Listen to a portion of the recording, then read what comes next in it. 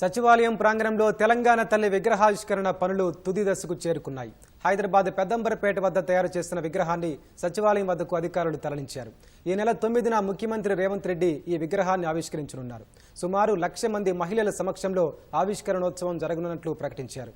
తెలంగాణ తల్లి విగ్రహావిష్కరణ పనులను ఇవాళ CM Revanth Reddy, deputy CM Bhatti Vikramarka పరిశీలించారు. తెలంగాణ తల్లి విగ్రహ విశేషాలు, జరుగుతున్న ఏర్పాట్లపై సచివాలయం ప్రాంగణం నుంచి మా ప్రతినిధి నాగేశ్వరాచార్య అందిస్తారు.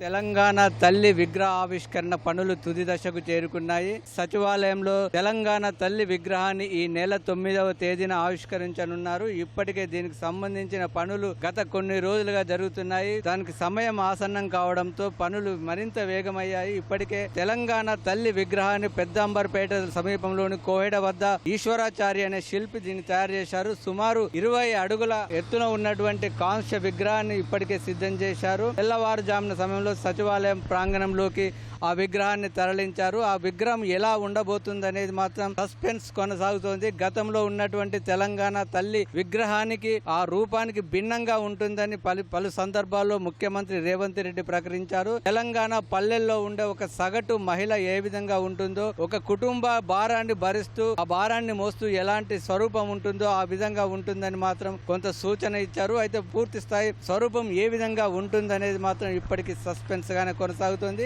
ఈ నెల 9వ తేదీన విగ్రహాన్ని ఆవిష్కరించేందుకు పూర్తి ఏర్పాట్లు చేశారు. రాష్ట్ర వ్యాప్తంగా సుమారు 1,00,000 మంది మహిళలను ఇక్కడికి సచివాలయం ప్రాంగణానికి తీసుకొచ్చి వారందరి సమక్షంలో తెలంగాణ తల్లి విగ్రహాన్ని ఆవిష్కరించనున్నట్టు ఇప్పటికే ప్రభుత్వం ప్రకటించింది. మహిళలతో పాటు ఉద్యమంలో క్రియాశీలక పాత్ర పోషించిన వారందరినీ కూడా ఆహ్వానించనున్నారు. కేసీఆర్ ను కూడా ప్రత్యేకంగా ఆహ్వానించనున్నట్లు రేవంత్ రెడ్డి ప్రకటించారు. ఆ రూపం ఏ విధంగా ఉండాలనే అంశం పైన కూడా చాలా కసరత్తు చేశారు. చివరికి జవహర్లాల్ నెహ్రూ ఫైనాన్స్ కళాశాలకు సంబంధించిన ప్రిన్సిపల్ డాక్టర్ గంగాధర్ దీనికి సంబంధించిన తుది రూపాన్ని ఇచ్చారు. అనేక రూపాలను చూపించిన తర్వాత ముఖ్యమంత్రి, అదేవిధంగా కేబినెట్, పలువురు నిపుణులు వీటన్నిటిని చూసిన తర్వాత ఖరారు చేశారు. ఆ తర్వాత దాన్ని ఈశ్వరాచారి అనే శిల్పి దానికి తుది మెరుగులు దిద్ది దానికి ఆ విగ్రహాన్ని సిద్ధం చేశారు. అదేవిధంగా ఇక్కడ ఉన్నటువంటి సచివాలయం ప్రధాన ద్వారం వద్ద దీన్ని ఏర్పాటు చేస్తున్నారు. అక్కడి నుంచి ప్రధానమైన గేటు, బాహుబలి గేటు వరకు పూర్తి ప్రాంతం అంతా కూడా వాటర్ ఫౌంటైన్లు, అదేవిధంగా వివిధ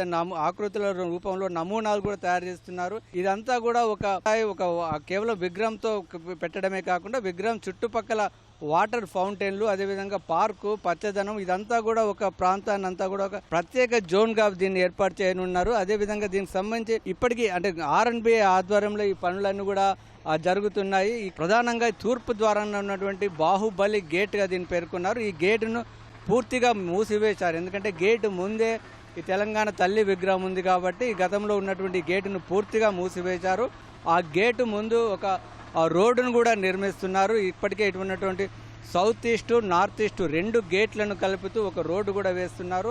ఆ రోడ్డు అదేవిధంగా చుట్టుపక్కల పచ్చదనాన్ని కూడా పెంపొందించే విధంగా పచ్చిక బయళ్ళను కూడా తయారు చేస్తున్నారు. అదేవిధంగా ఇక్కడ ఉన్నటువంటి వాటర్ ఫౌంటైన్లను తీర్చిదిద్దుతున్నారు. ఇదంతా కూడా విద్యుత్ దీపాలతో అలంకరించి ఒక శాశ్వతంగా కూడా దీన్ని ఒక జోన్గా తయారు చేసేందుకు ప్రభుత్వం ఏర్పాట్లు చేస్తుంది. ప్రభుత్వం రూపొందిస్తున్నటువంటి విగ్రహం ఏ విధంగా ఉండబోతుంది అనే విషయం సస్పెన్స్ ఈ నెల 9వ తేదీన తేలబోతుంది. 9వ తేదీ సాయంత్రం భారీ కార్యక్రమాలు కూడా ఏర్పాటు చేస్తున్నారు. విగ్రహం ఆవిష్కరణతో పాటు 7వ తేదీన వందే మాతరం శ్రీనివాసు, అదేవిధంగా 8వ తేదీ 9వ తేదీన కూడా ఇతర సినీ రాహుల్ సిప్లిగంజ్, అదేవిధంగా తమన్ వంటి సంగీత ప్రముఖులతో సంగీత కార్యక్రమాలు కూడా నిర్వహిస్తున్నారు. ఇక్కడ ఉన్నటువంటి సెక్రటరియట్ ముందు ఉన్నటువంటి ప్రధాన రహదారి అంతా కూడా కల్చరల్ ఫెస్టివల్స్ కూడా నిర్వహించబోతున్నారు. ఈ భారీ కార్యక్రమాలు క్రాకర్స్ షో, అదేవిధంగా భారీ డ్రోన్ షో, అదేవిధంగా విద్యుత్ దీపాల అలంకరణ, వీటన్నిటిలో ఒక ఘనమైన పండుగలా తీర్చిదిద్దుతామని చెప్తున్నారు. అంటే నవంబర్ 14 నుంచి ప్రారంభమైన ఉత్సవాలు 9వ తేదీన ముగియబోతున్నాయి. అదే రోజు తెలంగాణ తల్లి విగ్రహాన్ని కూడా ఆవిష్కరించబోతున్నారు. కెమెరామెన్ అమర్తో నగేష్ చారి, హైదరాబాద్.